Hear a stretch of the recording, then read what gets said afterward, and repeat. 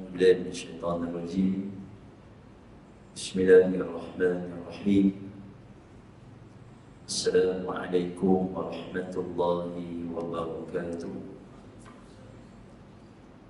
Mudah-mudahan teman kita pada malam yang mulia ini mendapat petunjuk dan keberkatan di sisi Allah Subhanahu wa taala. Marilah sama-sama kita baca kitab Al-Fatihah.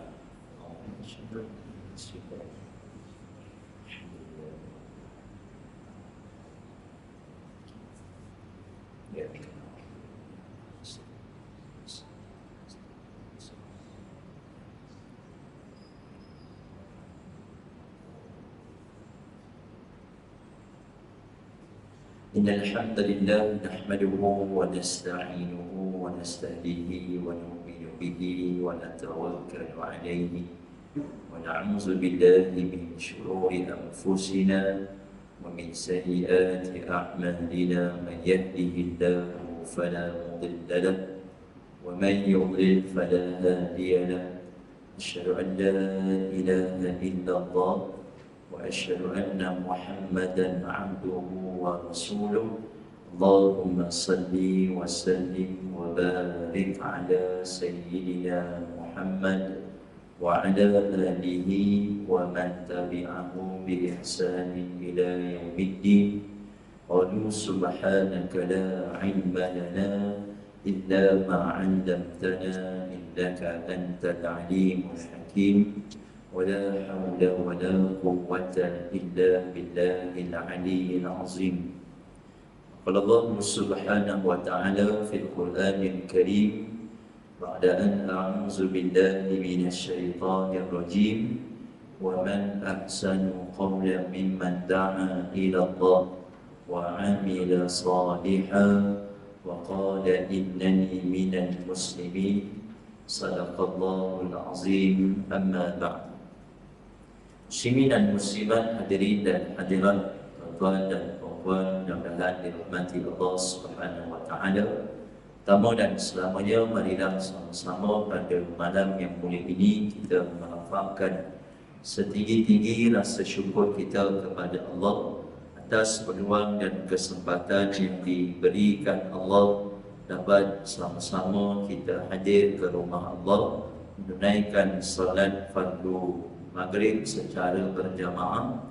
Dan insya-Allah sementara kita menanti waktu isyak dalam kesempatan masa yang ada pada malam yang mulia ini, saya nak mengajak diri saya serta para hadirin sekalian untuk sama-sama kita mengambil pengajaran daripada kisah seorang Rasul yang Allah Subhanahu wa taala ceritakan di dalam Al-Quran Karim.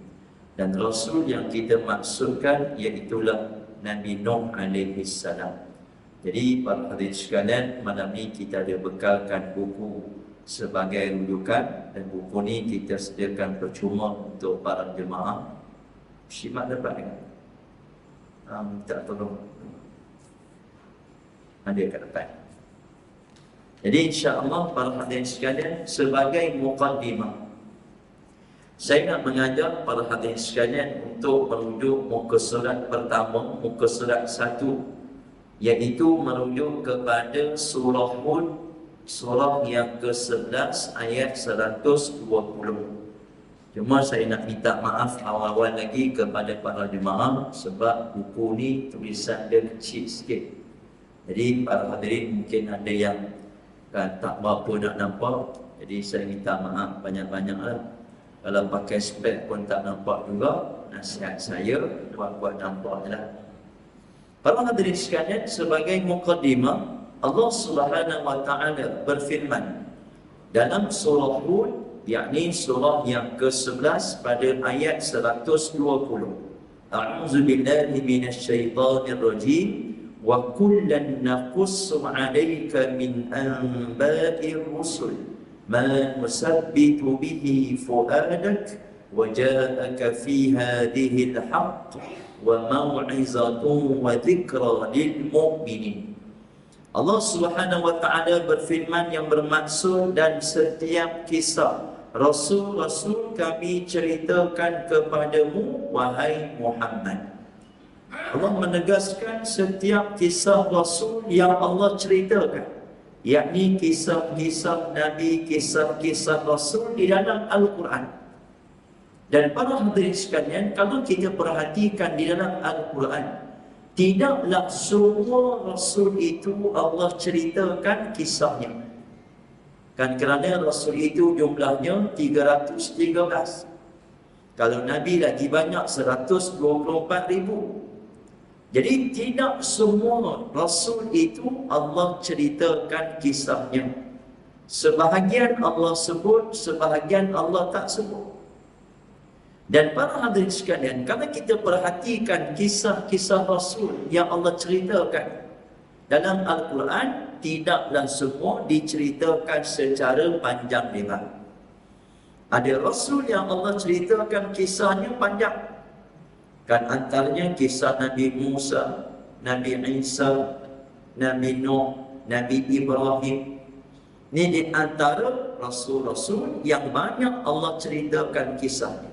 Dan ada Rasul yang Allah sekadar menyebut namanya di dalam Al-Quran tanpa disebut kisahnya. Kan contoh kita jumpa Nabi ataupun Rasul Zulkifli, kan Ilyasa. Ini di antara nama-nama Rasul yang hanya disebut namanya tanpa disebut kisahnya. Jadi sebab itu bila Allah menegaskan, apabila Allah menceritakan kisah Rasul kepada baginda Nabi SAW, yakni menerusi ayat-ayat Al-Quran, perhatikan Allah berfirman, "Ma nuthabbitu bihi fu'adak." Yang pertama Allah menegaskan agar dengan kisah itu kami teguhkan hatimu. Jadi tujuan Allah datangkan kisah Rasul untuk Nabi SAW, iaitu untuk tasbih ataupun kita sebut isbat. Maknanya nak memperkukuhkan, memperteguhkan hati Nabi SAW. Kemudian Allah menyatakan bahawa waja'aka fi hadhil haqq wa mau'izatun wa dzikra lil mu'minin. Kata Allah Subhanahu wa taala, apabila Allah datangkan kisah Rasul, yang pertama al-haqq, iaitu kebenaran. Maksudnya para hadirin sekalian, semua kisah Rasul yang Allah ceritakan semuanya kisah yang benar. Kan tidak ada kisah yang hanya kita kata untuk menyedapkan telinga kita mendengar, atau kita sebut kisah palsu, kisah dongeng. Melainkan semuanya kisah yang benar. Kerana tuan-tuan sekalian, bila kita sebut Rasul, maka Rasul itu Allah kurniakan mukjizat. Mukjizat ini perkara yang khariqul 'adah, yang berlawanan dengan adat kebiasaan.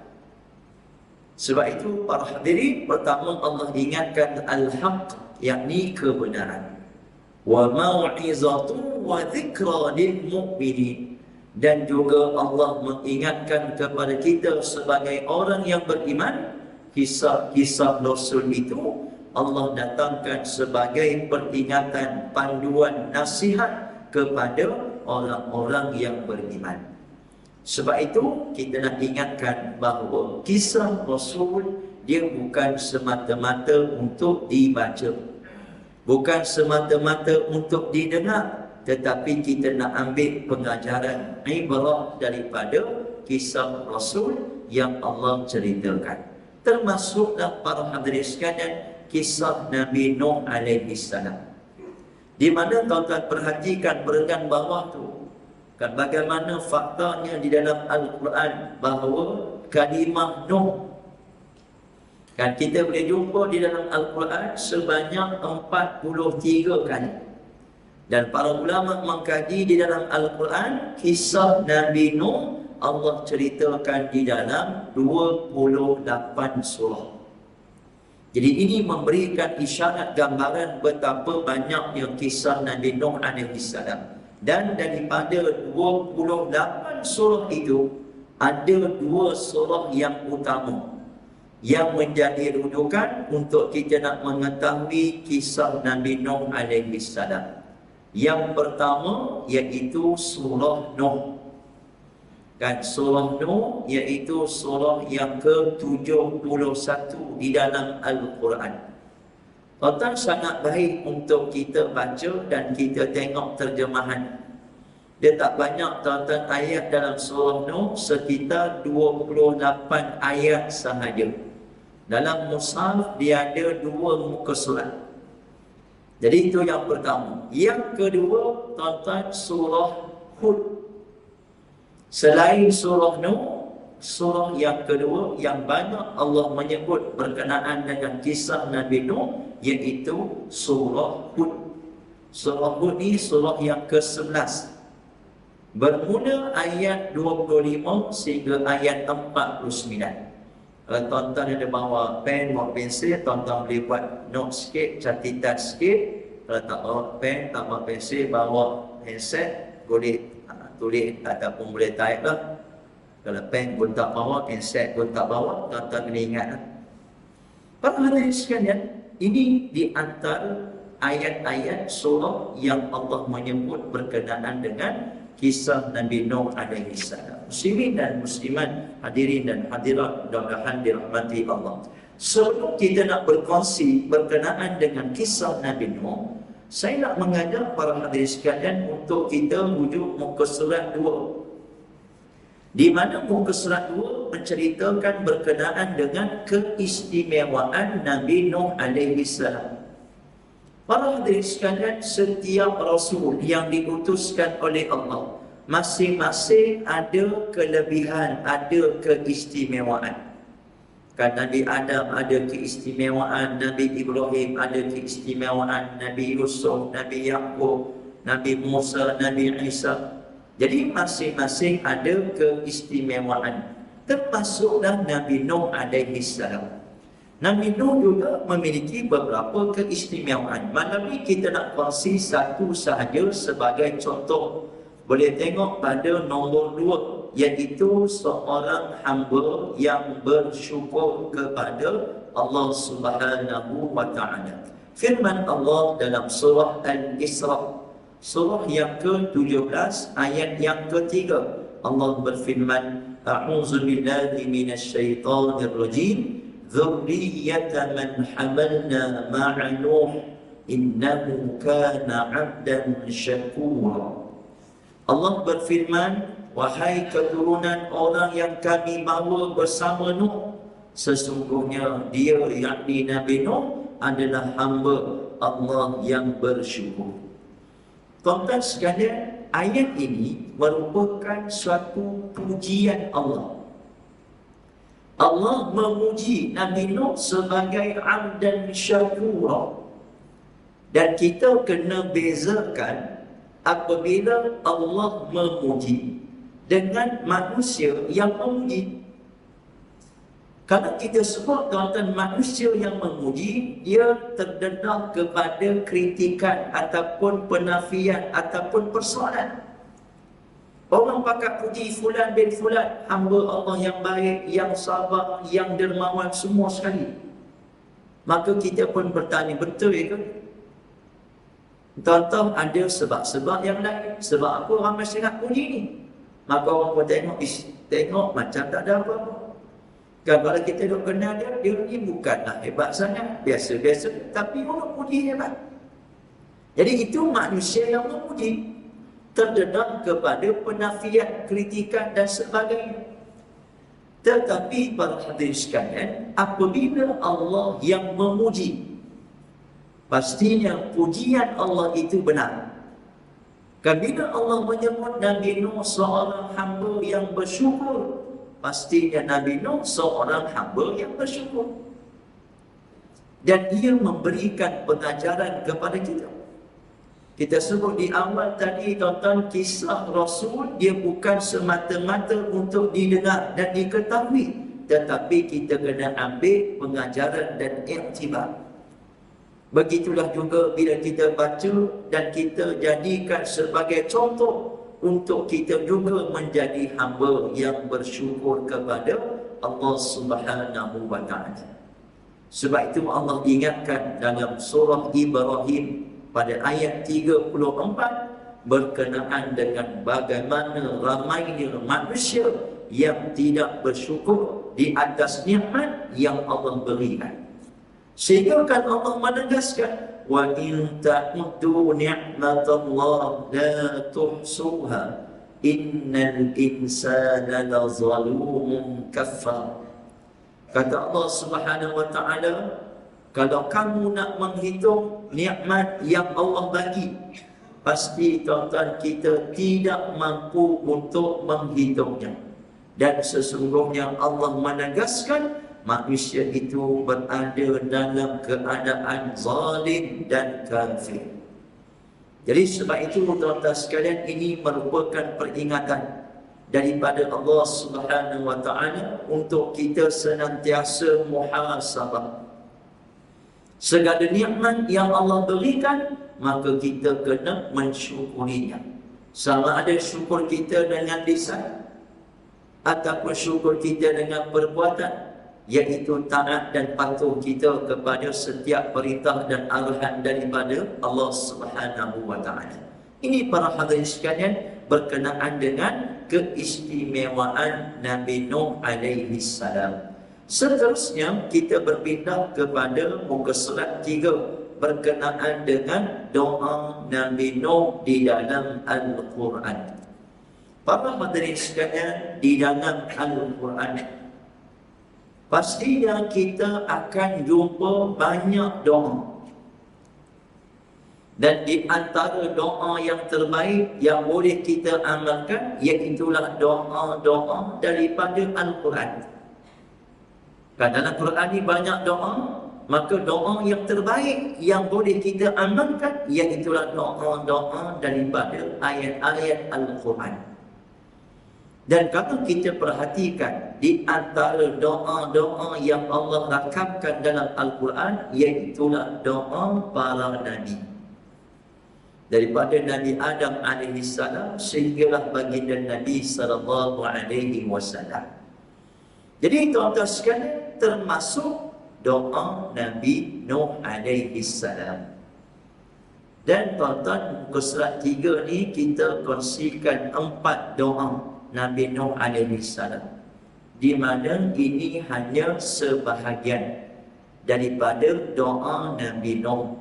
Kerana di sana banyak lagi doa-doa Nabi Nuh yang boleh kita temui di dalam Al-Quran. Jadi ini hanya sebagai contoh panduan untuk rujukan kita bersama.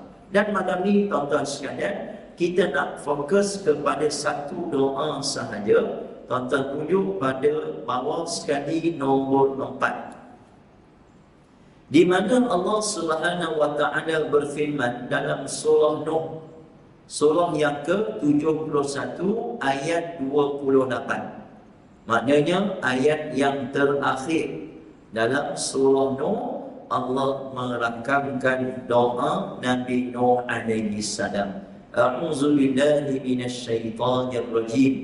Rabbighfirli wa liwalidayya وَلِمَنْ دَخَلَ بَيْتِيَ مُؤْمِنًا وَلِلْمُؤْمِنِينَ وَالْمُؤْمِنَاتِ وَلَا تَزِدِ الظَّالِمِينَ إِلَّا تَبَارًا. Allah berfirman, ya Tuhanku, ampunilah aku, ibu bapa dan siapapun yang memasuki rumahku dengan beriman, dan semua orang yang beriman di kalangan lelaki dan perempuan, dan janganlah engkau tambahkan bagi orang-orang yang zalim melainkan kehancuran. Sidang jemaah mudah-mudahan dirahmati Allah, ayat ini merupakan doa Nabi Nuh, di mana dalam doa ini sekurang-kurangnya ada 2 perkara penting yang perlu kita berikan tumpuan. Yang pertama, perhatikan awal doa ini, Allah berfirman, Rabbighfirli. Kita terjemah bahasa Melayu, ya Tuhanku, ampunilah aku. Tuan-tuan dan hadirin sekalian, perhatikan bagaimana Nabi Nuh seorang Rasul.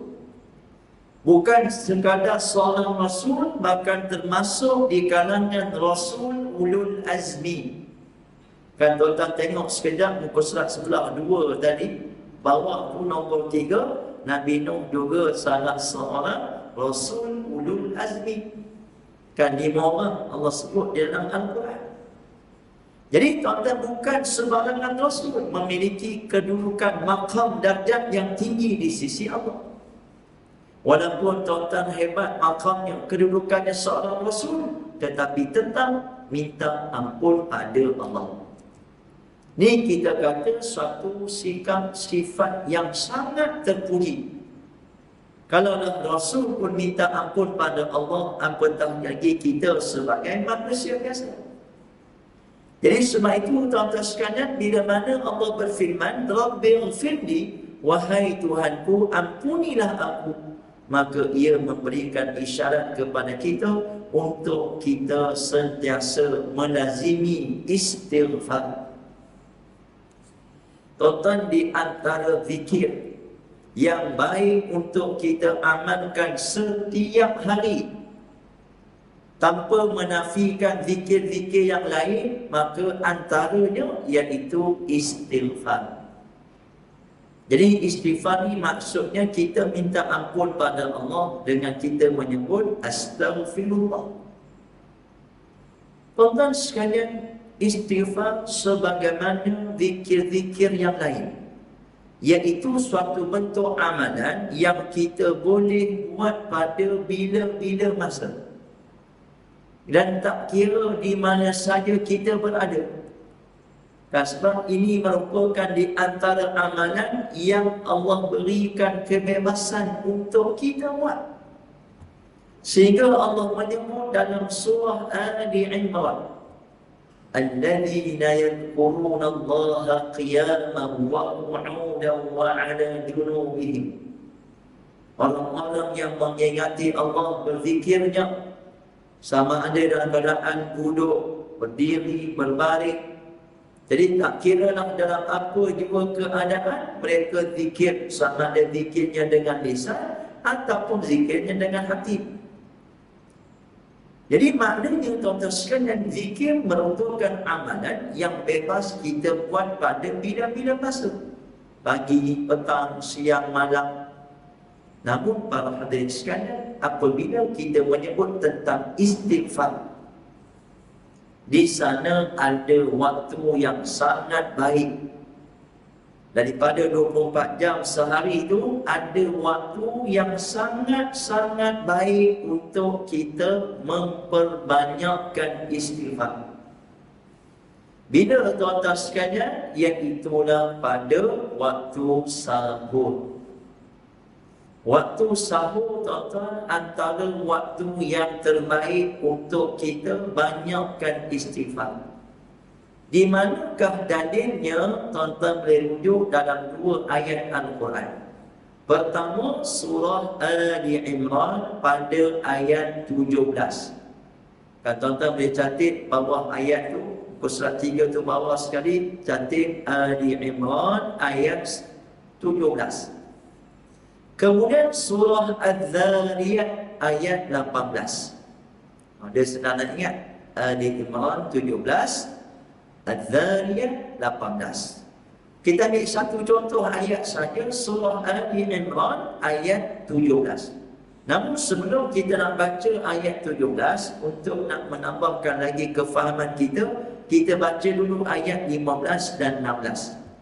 Kerana dia berkait. Di mana ayat 15 surah Ali Imran, juzuk yang ketiga awal surah Ali Imran, Allah menyebut berkenaan dengan keistimewaan orang-orang yang bertakwa. Apakah ganjaran yang Allah berikan kepada orang-orang yang bertakwa? Jadi dalam ayat 15 Allah sebut 4 keistimewaan. Kemudian ayat 16 dan 17 Allah menyebut berkenaan dengan apakah ataupun siapakah mereka yang bertakwa ni. Apa sifat-sifatnya, ciri-cirinya?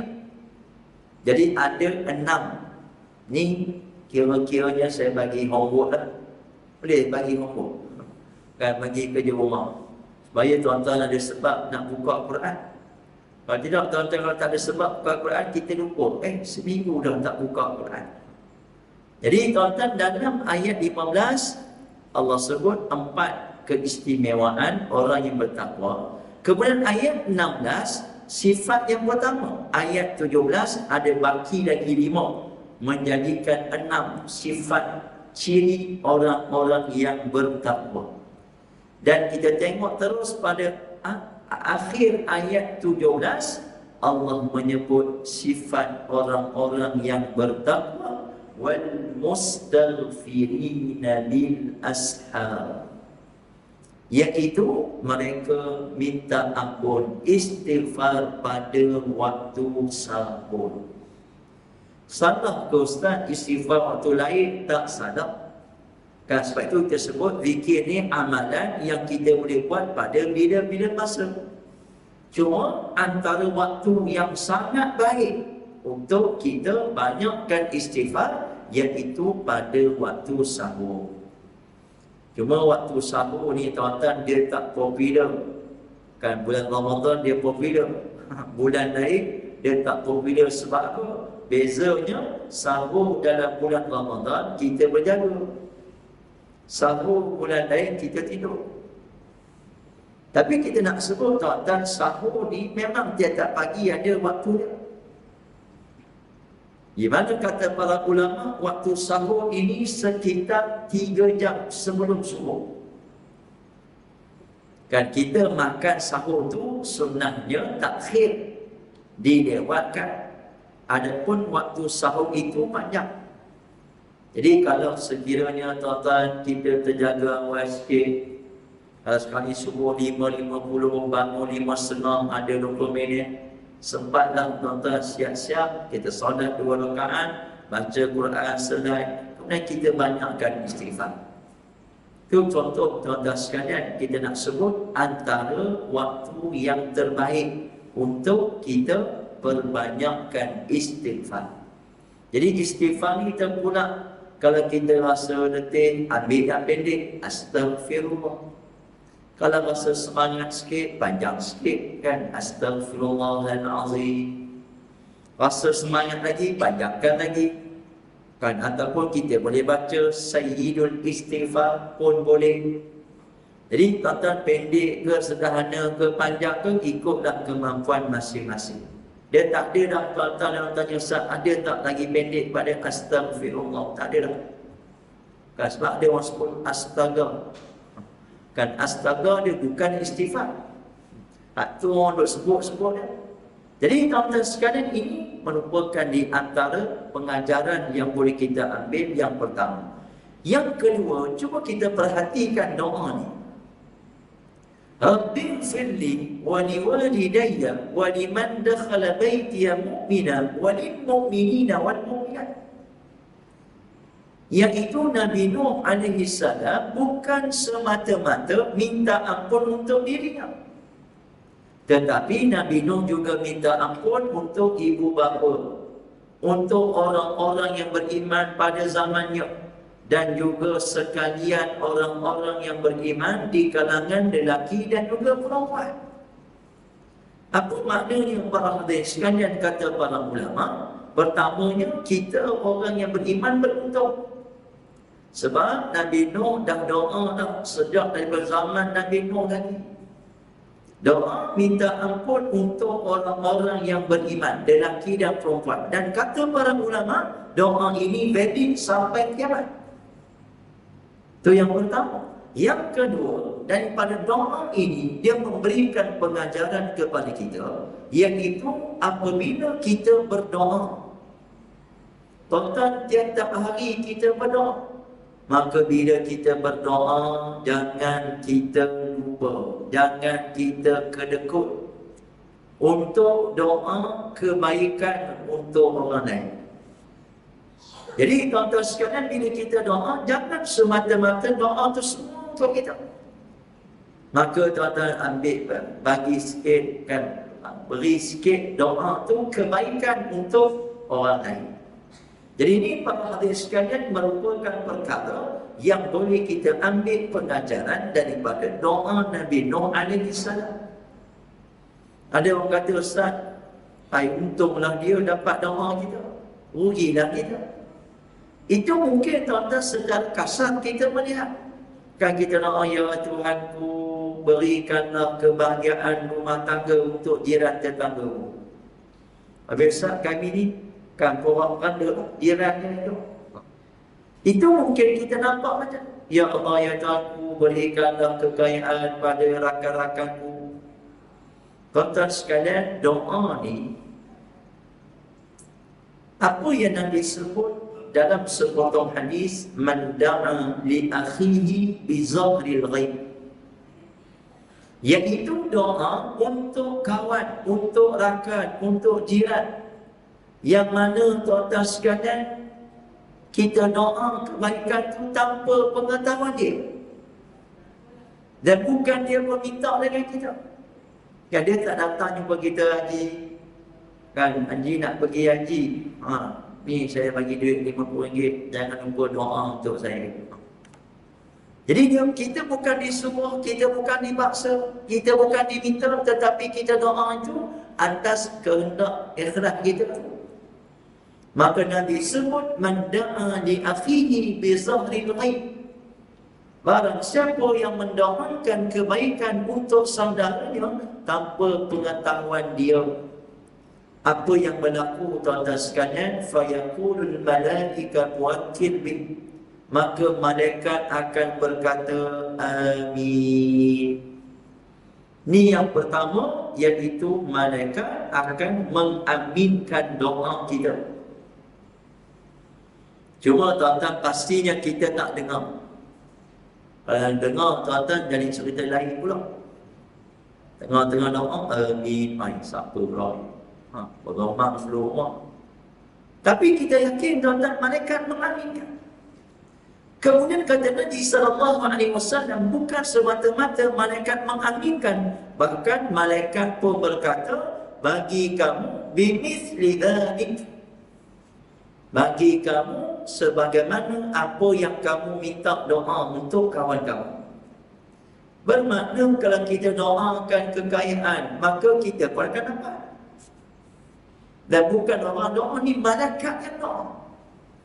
Maka sebab itu tuan-tuan sekalian, tak rugi kalau sekiranya kita doakan kebaikan untuk kawan-kawan, untuk jiran tetangga, kerana kita juga mendapat doa sebagaimana yang kita ucapkan. Ni para hadirin sekalian, di antara pengajaran doa Nabi Nuh alaihi salam. Muslimin dan muslimat, hadirin dan hadirat, mudah-mudahan dirahmati Allah Subhanahu wa taala. Sesungguhnya kisah Nabi Nuh di dalam Al-Quran terlalu banyak.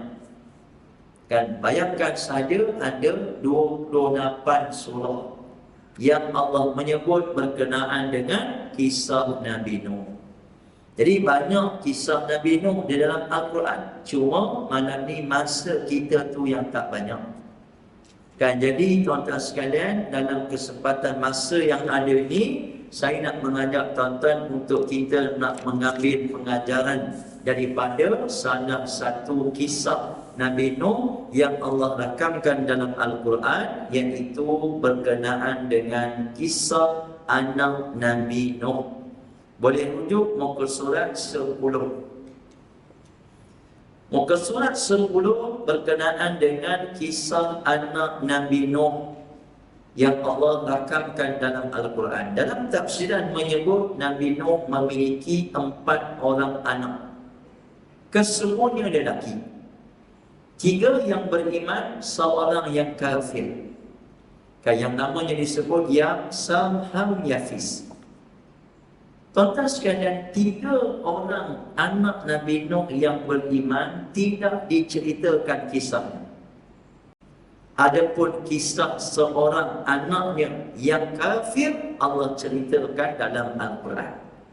Di mana dalam muka surat 10 ni kita kongsikan surah Hud, surah yang ke-11 ayat 42 dan ayat 43, di mana Allah Subhanahu wa taala berfirman, a'udzu billahi minasyaitonir rajim wa hiya tajri bihim fi mawjin kaljibal wa nada nuhun ibnahu wa kana fi ma'din ya bunayya arkam ma'ana wa la takum ma'al kafirin. Allah Subhanahu wa taala berfirman menceritakan berkenaan dengan episod kisah anak Nabi Nuh, di mana Allah menyebut wa hiya tajri bihim fi mawjin kaljibal, kapal itu berlayar membawa mereka ke dalam gelombang laksana gunung ganas. Ni tuan-tuan sekalian, gambaran yang Allah nak bagi tahu kepada kita betapa dahsyatnya peristiwa banjir besar. Banjir bukan biasa-biasa tuan-tuan sekalian, sehingga Allah menyebut gelombang ombaknya setinggi gunung. Sebab itu tuan-tuan sekalian, keadaan yang sangat luar biasa. Lalu Allah Subhanahu wa taala menceritakan ketika mana tuan-tuan sekalian Nabi Nuh dan umatnya yang beriman sudah pun berada di atas bahtera, tiba-tiba ada satu episod yang Allah rakamkan, iaitu dialog di antara Nabi Nuh dan juga anak, di mana Allah berfirman wa nada nuhun ibnahu wa kana fi ma'zin. Nabi Nuh memanggil anaknya ketika anak itu berada di tempat yang jauh terpencil. Kan tuan-tuan sekalian, perhatikan perkataan wa nada nuhun ibnahu. Ini dalam mushaf Nuhun kemudian ibnahu. Cuma kita fahamlah cara baca tu apabila berlakunya ataupun bertemunya dua mati, kan kita sebut iltiqa sakinain. Maka cara bacanya perlu kita beri perhatian. Kadang-kadang kita membacanya wa nada nuhun ibnahu, kan sedangkan nuhu ibnahu, kan tanwin itu dihilangkan, kemudian ditambah nun baris bawah, itu sedia maklum. Jadi tuan-tuan sekalian, Allah menceritakan keadaan anak Nabi Nuh fi ma'zil. Kita biasa dengar perkataan uzlah. Dah dengar tuan-tuan perkataan uzlah? Uzlah kita sebutkan duduk bersendirian, duduk keseorangan. Jadi ini ma'zil, uzlah. Nabi Nuh perhatikan tiba-tiba anak duduk seorang-seorang, jauh seorang-seorang ini. Maka tuan-tuan sekalian, Al-Quran merakamkan seruan Nabi Nuh alaihi salam yang kita nak ambil perhatian. Allah berfirman, ya bunayya arkam ma'ana. Pertama tuan-tuan perhatikan ayat ini. Ada sebahagian kita boleh jadi silap dalam membaca ayat ini. Kan bila dia tengok ayat ni, ya bunayya, kemudian irkab, kemudian ma'ana. Jadi dia pun baca ya bunayya irkab ma'ana. Kan sebab tu, sebab huruf qalqalah. Itu tuan-tuan kaedah yang biasa. Tetapi kita kena faham satu perkara. Pesan Nabi, iqra'ul Quran kama unzil. Bacalah Al-Quran sebagaimana ia diturunkan, bukan sebagaimana yang tertulis. Tulis ni tuan-tuan dia mari kemudian. Nabi terima daripada Jibril alaihi salam melalui kaedah musyafahah. Kan talaqi kita sebut. Jibril baca, Nabi ikut. Jibril baca, Nabi ikut. Bukan tulis tuan-tuan sekalian, tulis ni mari kemudian. Sebab itu bila kita baca ayat ini, kita tak boleh baca mengikut kaedah biasa. Memang tuan-tuan dalam kaedah ataupun ayat-ayat yang lain, kita bertemu ba mati, maka hukumnya qalqalah. Tapi pada ayat ini sahaja kata para ulama, qalqalah tidak berfungsi. Bahkan huruf ba itu pun tak berfungsi.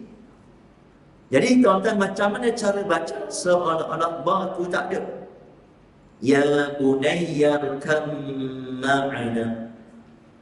Kan tak ada tuan-tuan, ba mati bertemu mim tidak ram. Ada tuan-tuan jumpa? Tak ada. Melainkan ini satu-satunya ayat yang istimewa dan unik. Itu dari sudut cara baca. Kemudian ulama bahas dari sudut lataif Quraniyah. Tuan-tuan, bahasa Qurani unik. Uniknya bahasa Qurani, tuan-tuan sekalian, kenapa kita baca ya bunayya kam ma'ana? Kenapa kita tak boleh baca ya bunayya kab ma'ana? Kerana para hadirin sekalian, para ulama menyatakan bahawa untuk kita nak meraihkan keadaan Nabi Nuh pada ketika itu. Tuan-tuan cuba bayangkan, keadaan Nabi Nuh pada ketika itu tersangatlah genting. Di mana tuan-tuan air dah naik. Dan Nabi Nuh perlu segera menyeru kepada anak. Kalau lambat, tuan-tuan sekalian, besar kemungkinan tenggelam. Jadi para ulama menyatakan bahawa disebabkan perlunya suratul talab, cepatnya untuk menyeru, panggil tu kena panggil dengan segera dan cepat, maka Al-Quran merakamkan ya bunayya kam ma'ana. Kalau kita baca ya bunayya kam ma'ana, ba dengan qalqalah ada sengkang masa itu, kata para ulama, dia melambatkan. Allah SWT 2 saat ni pun, dia bukan isu 1 saat, 2 saat, isunya melambatkan. Tuan-tuan, kalau lambat ni sesaat pun boleh. Kan Allah SWT lambat 1 saat je matilah kawan tu. Jadi maknanya tuan-tuan, melambatkan itu tidak sesuai pada ketika itu. Maka Nabi Nuh perlu segera untuk menyeru anaknya, ya bunayya kam ma'ana, wahai anak kesayanganku, naiklah ke atas bahtera bersama-sama dengan kami. Jadi ini pertama tuan-tuan sekalian, perlunya Nabi Nuh bersegera. Kita berhenti azan kata mana?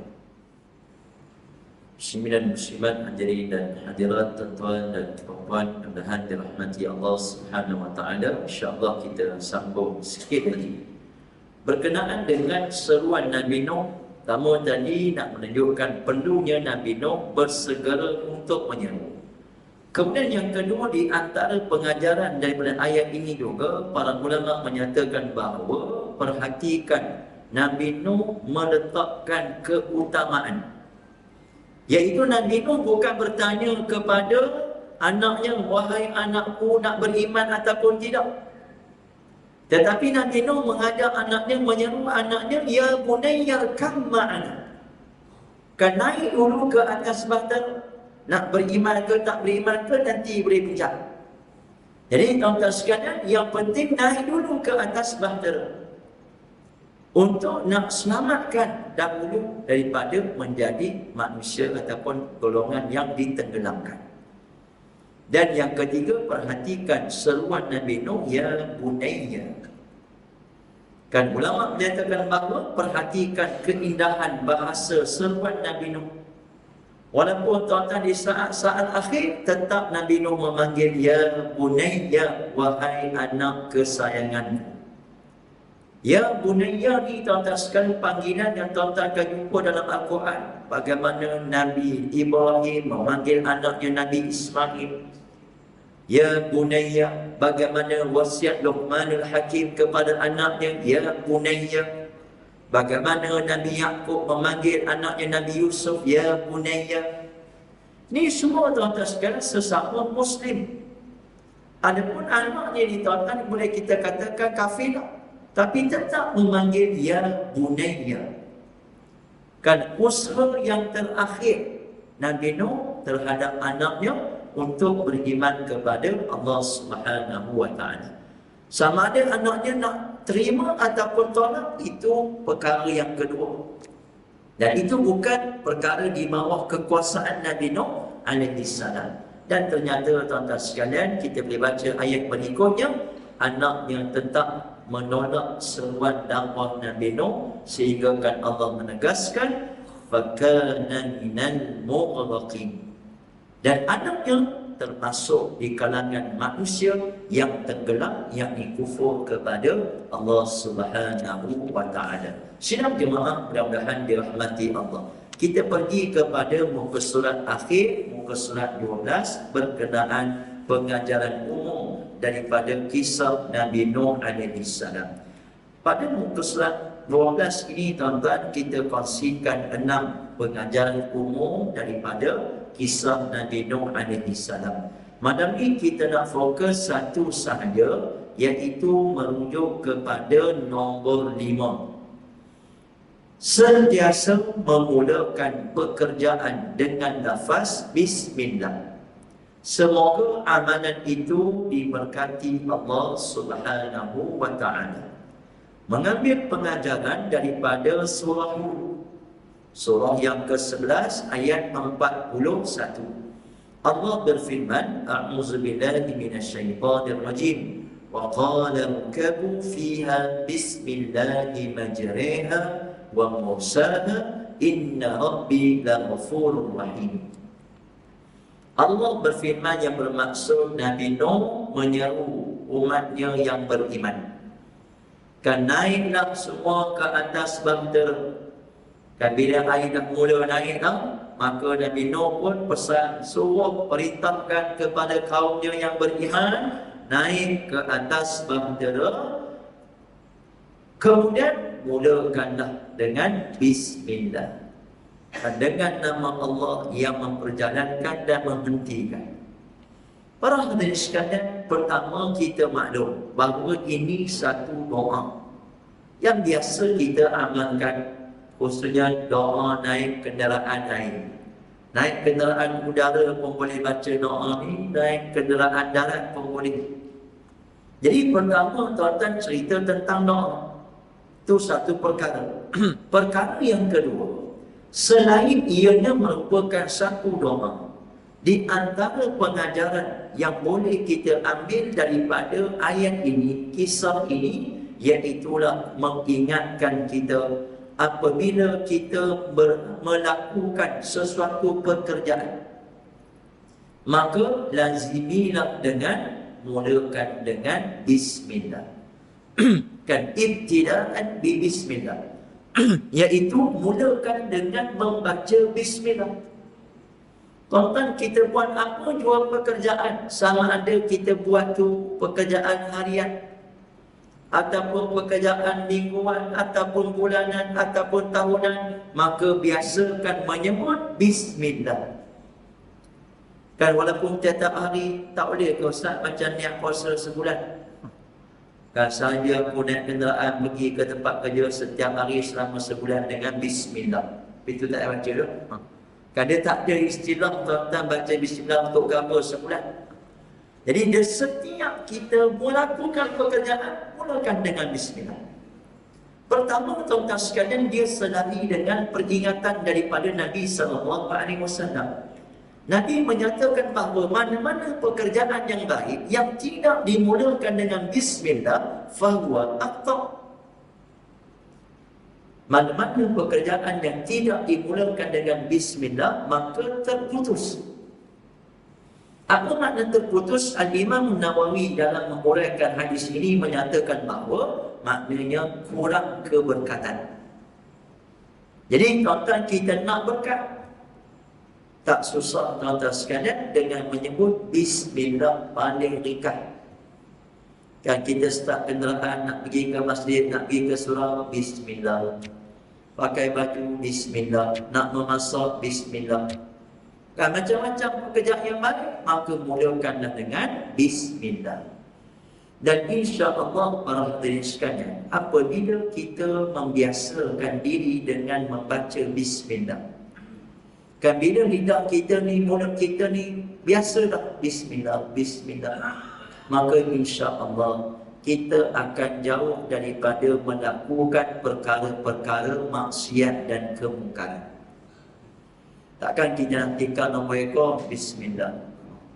Oh, bismillah baru kena. Kan tak masuk akal. Ada orang tanya, Ustaz, nak merokok bismillah kena jawab. Kan tuan-tuan, kita boleh fikir merokok ni baik ke buruk? Kalau kita rasa baik, bismillah. Oh, Ustaz, baik untuk kesihatan hala nyamuk macam-macam. Itu kita yang bagi alasan macam-macam. Saya tak kata nak kata haram ke makruh ke, tuan-tuan boleh fikir. Kalau kita rasa tak sesuai baca bismillah, maka tinggalkan.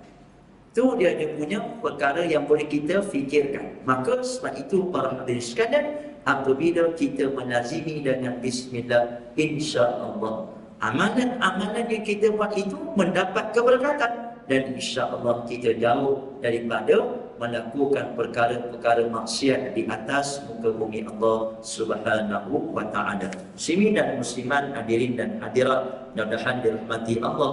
Pastinya di sana banyak lagi perkara-perkara yang boleh kita kongsikan berkenaan dengan kisah Nabi Nuh, antaranya berkenaan dengan metodologi dakwah Nabi Nuh, bagaimana respon balas umat Nabi Nuh dan pelbagai lagi.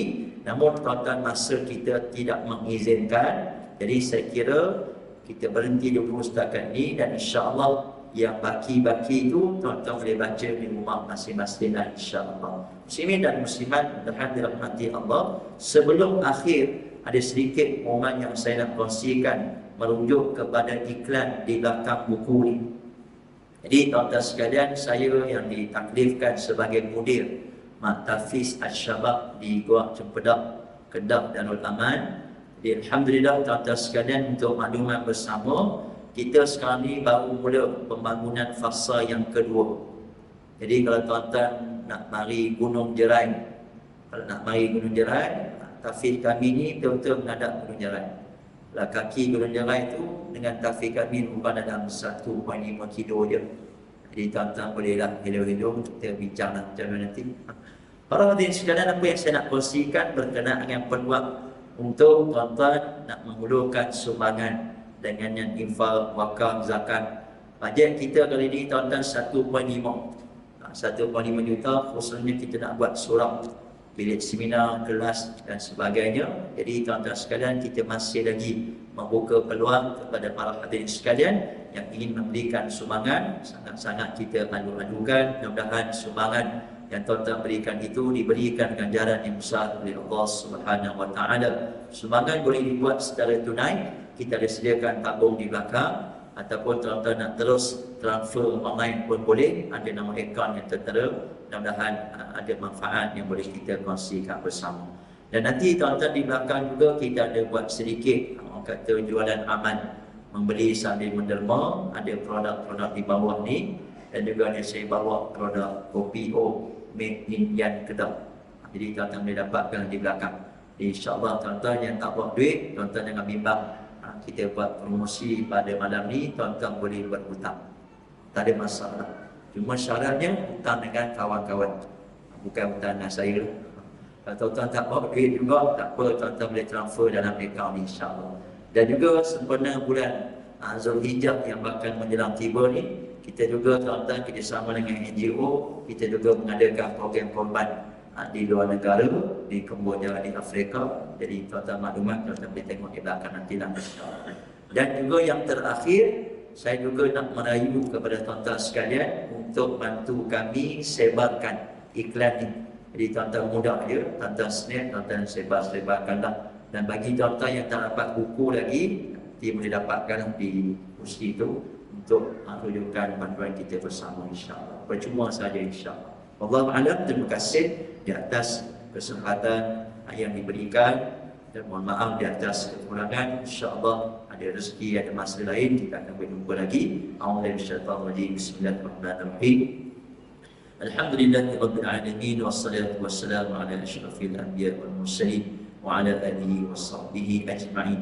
Allahumma ja'alna hadza jam'an marhuma wa tafarraqna min ba'dihi tafarruqan ma'suma. Rabbana zidna 'ilma wa zidna fahma wa 'amalan salihan mutaqabbala. Wassallallahu ala sayyidina Muhammad wa ala alihi wa sahbihi ajma'in. Walhamdulillahi rabbil alamin. Subhanakallahumma wa bihamdik, nashhadu an la ilaha illa anta, nastaghfiruka wa natubu ilaik. Qul qawli hadha wa astaghfirullahal azim li wa lakum. Wassalamu alaikum warahmatullahi wabarakatuh.